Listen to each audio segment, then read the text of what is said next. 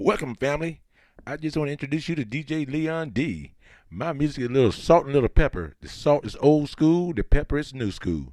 So, welcome to the music mix, and let's get it on. Hello, people. It's your boy Leon D. I'm back here to tell you what I know. I know you don't always agree, you don't always see things eye to eye, but I'm gonna tell you what I see. I'm gonna tell you what I think, and it is what it is. I'm gonna save you some mistakes in your life because a lot of you making a bunch of them when it comes to food. Recently in the last 2 or 3 weeks, I went to Phoenix, Arizona, and Phoenix, Arizona is kind of a strange place because almost everybody there is an implant from somewhere else. You find very few people who have 2 or 3 generations in Phoenix.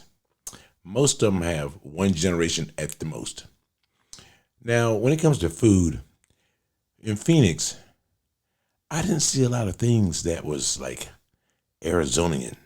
And I don't even know what that means because Arizona do not have native stuff. Everything Arizona has comes from somewhere else because everybody in Arizona comes from somewhere else. And see, one thing that really bothered me a lot is that when you look at Yelp and you look at all these TripAdvisors and all these places that recommend places to eat, they all recommended places that specialize in bar food or even drinks. Were like the best thing about this restaurant is the drink. Well, if I go to a restaurant, I want to eat food. If I go to a bar, I want to drink liquor or beer or wine. I don't want the number one thing that you're known for in a restaurant is your drinks. I want that in a bar. If I go to a bar, I want the number one thing you know about is drinks. If I go to a restaurant, the number one thing you should be talking about is your food. That's not the case in Arizona. Now, we went to a high-end steakhouse. When I say high-end, it was like a Ruth Chris or a Schuler's. It was not the best steakhouse in that city. Now, I went to Phoenix. I went to Scottsdale. Scottsdale is kind of like the upper class side of Phoenix. You don't see the homeless. You don't see the homelessness. A lot of things you just don't see. But I'm gonna tell you what was weird about Scottsdale, though, and even Phoenix. When you go there and you look at the places to eat at, and you Google the top, 15 places, 90% of them are steakhouses. Now, let me tell you what bothered me about steakhouses. I love a good steak. I really love a good steak. But I flew into Arizona probably about 10 times in my life. But recently, twice in the last month, I've flown to Arizona. And I've flown in planes where they start descending, seems like it's early. So I thought they were descending kind of early. But I have my GoPro, and you get a lot of good scenery. But the one thing I saw missing, now, like I said, Arizona advertised steakhouses night and day. I didn't see not one damn cow on the ground. I didn't see beef nowhere. Arizona is a desert. I didn't see no animals. I didn't see a dog until I landed, and that was in a neighborhood that I got lost in. So my thing is, you guys are talking about steakhouses, ain't no cattle. You can't tell me this ribeye is fresh when the nearest cattle to you is in Texas. And you got to go through New Mexico to get to Texas. And now, I'm not saying that they're not bringing fresh beef every day, but don't make it sound like it was just killed a couple of hours ago, like Texas tell you. I've actually watched them slaughter a cow in Texas, ate it an hour later. So my whole point was, what in Arizona is Arizonian? I don't know, because every food that I looked at, every restaurant I tried, came from somewhere else. I didn't go to Arizona to eat Chinese food. Hell, they got a lot of those in San Francisco. They got a lot of those in New York.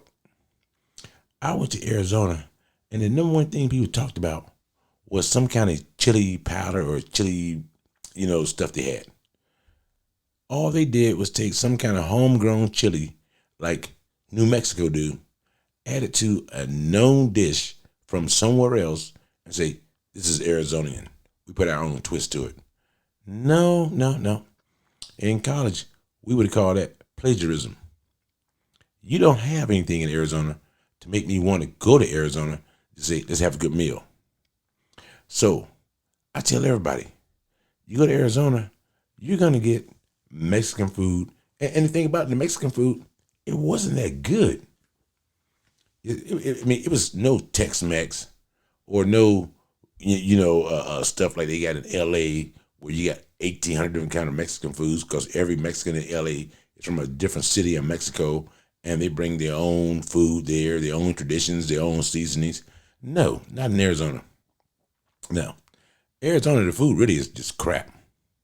I can get a steak anywhere, but the best steaks are in states where they grow, they mature, and they slaughter the beef. You can go to Kansas City, Omaha, all over Texas, and get a great ribeye. Arizona gives you ribeye, and they claim it's open flame grill. A steak is a steak on open fire no matter where you go. They don't season the steaks very well either. They put the oil on, then they put on the salt and pepper. No.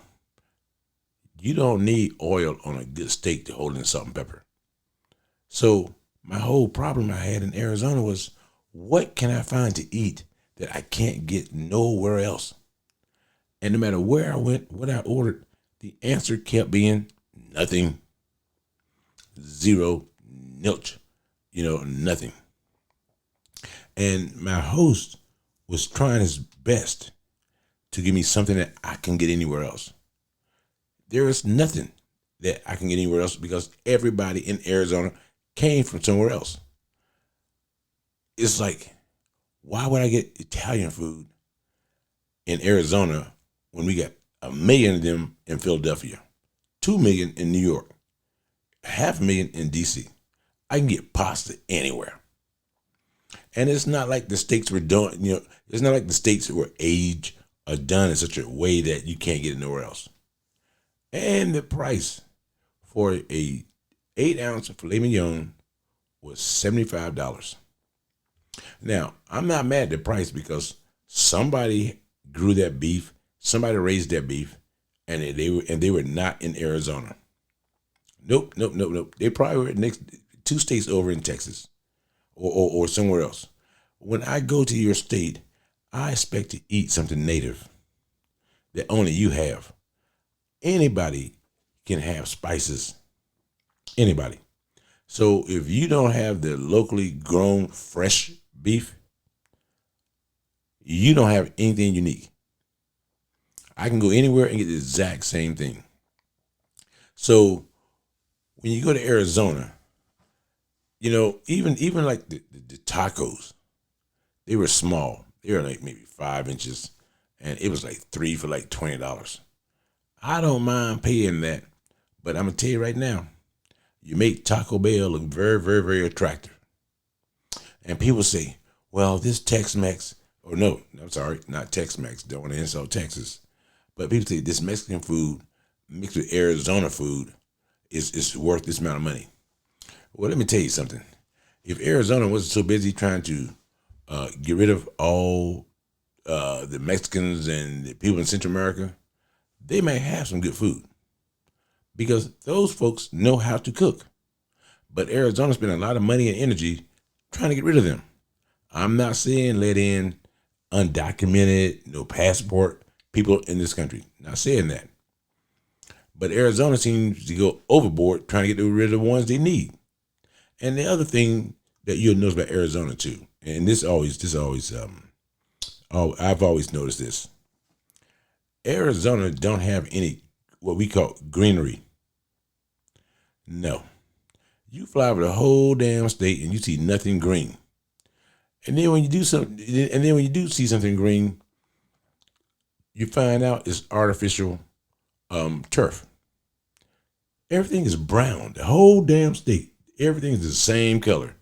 I could have been flying over a vegetable garden and not know it because the whole state is brown. And I don't know many vegetables that are brown. But in Arizona, they could be because, that dust could be on everything. I'm not an expert in agriculture, but that dust could be on every little thing there is. So when you go out there, if you want some good food, and this thing, and you got options. Go to Vegas, make your way back toward Texas, or go next door to California and get some good Mexican food. Just don't get that guacamole stuff that they charge you extra for, and it don't really add any taste or any value, and it's got a serious silky taste to guacamole. It just don't blend good with my delicate palate, put it that way. So when you go over to Arizona, it's just so easy to make you want to go somewhere else. And then you go to restaurants. Now, I tell my kids all the time, you don't want to be 45 years old and you're a waitress in a restaurant. That's not your life goal. When you go to Arizona, you go there to retire. You go there to enjoy yourself because, it's like God's waiting room, like Florida. Florida is God's waiting room. People are waiting to die to see where they go. Arizona is the exact same way. You get on an airplane in Arizona, you only a few steps from heaven or hell. Wherever you're going to go. But God is sitting there saying, who's next? I'm going to roll the dice and see who it's going to be. But, I say that about Arizona food. And the people there seem to be happy, healthier, because, they do take care of themselves a little better. They got great medical care. So when you go there are some benefits. You're not eating everything fried, like in the South. But at the same time, I don't know what do you eat when the weather outside is 120 degrees.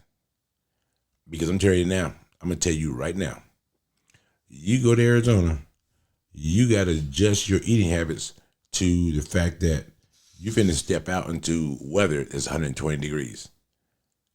I don't know what food to eat to maintain your energy level. Because if it's 120 degrees, and I was there when it was 124 degrees one day, at night, it was 98 degrees. That was the low for that day. I don't know how you manage that. I don't know how you get through it.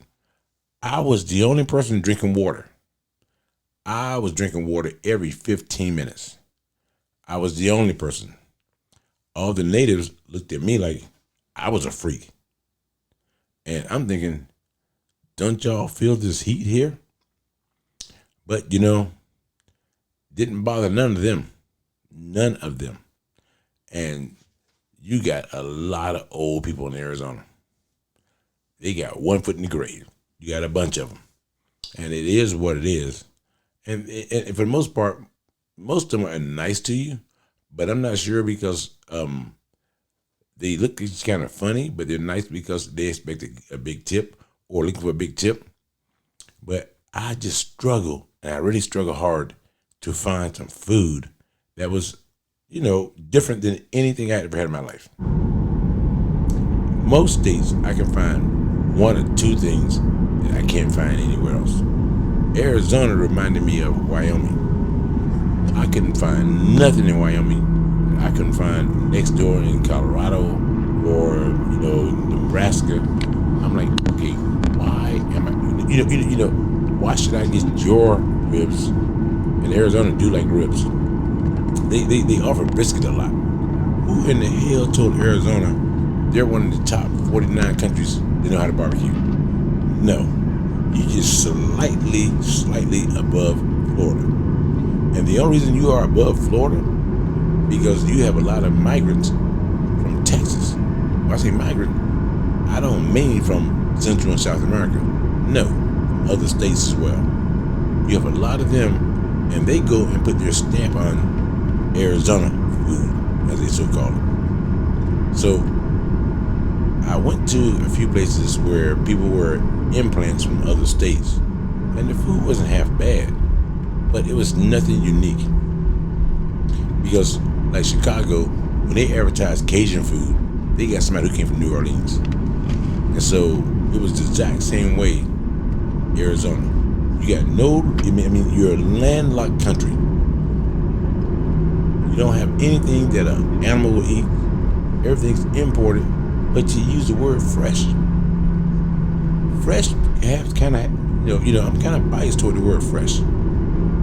Fresh made me think of the day of, or the same day, or the day before, or maybe the day, before that. But not 4 months you've had the steak, and you're gonna call it dry aged. I'm letting it air out so it tastes tastier, which it is, but you're not doing that. You can say that because you can say it's fresh because every single restaurant in the Phoenix area is doing the exact same thing. So you say fresh, you say fresh, you're both gonna have 2-week-old meat. So neither one of you are lying if that's your standard for fresh. But it's not everybody else's standard for fresh. So if you go to Arizona, do not get your feelings hurt if you find out that they don't really have anything that you really want. You gotta eat you gotta eat to live. We all get that. But you also gotta make sure that you get something unique. The whole point of traveling to different places is to get something you can't get anywhere else. In Arizona, that's not true at all. I didn't see an animal. You're landlocked. I saw nothing to tell me that you are growing your own homegrown food. Now, you got a lot of vegans. Vegans really meat lovers who decided to try and lose weight. If you've been fat your whole life, you've been fat your whole life. It is what it is. Get over that. Your mom and you knew you were going to be fat. Yeah, everybody knows you're going to be fat but you. Your girlfriend or your wife just accepted the fact that I got a fat old man. Yeah, they know you're fat. I know you're fat too. So go there and get something that you can't get anywhere else. It's going to be difficult. Because if you can't get it somewhere else, it's going to be something like cactus juice, something that you never want anyway. It's going to be something like some mayonnaise with chili in it, something you're never going to want anyway.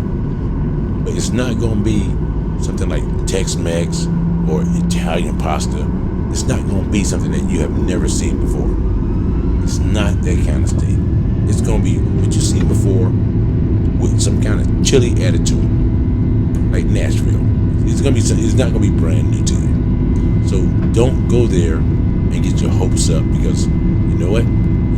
I tell everybody, when you get your hopes up, you get your feelings hurt. When you invest in things that can go both ways, it's always going to go the wrong way when you need it for it to go the right way. It is what it is. So, saying all that, this is your boy Leon D, giving you a take on Phoenix, Scottsdale, Mesa. I'm just telling you about the food, those areas, and how disappointed I was, and how, if I had to go back, I don't know what I would order. Because I struggled the first time to order things that I thought were the right things. I really, really struggled. And yet, I read reviews, I had people tell me, and it makes me wonder about their standards. Because their standards are a lot lower than my standards. And I was in the most expensive city area in Arizona to the cheapest. And the food truck scene don't really exist. Because that was one of those trips that I'm like, I could have food truck food and been happy as hell. So this is your boy Leon D. We'll talk in a minute, and I'm gonna tell you about the next city I visit and the food in that area.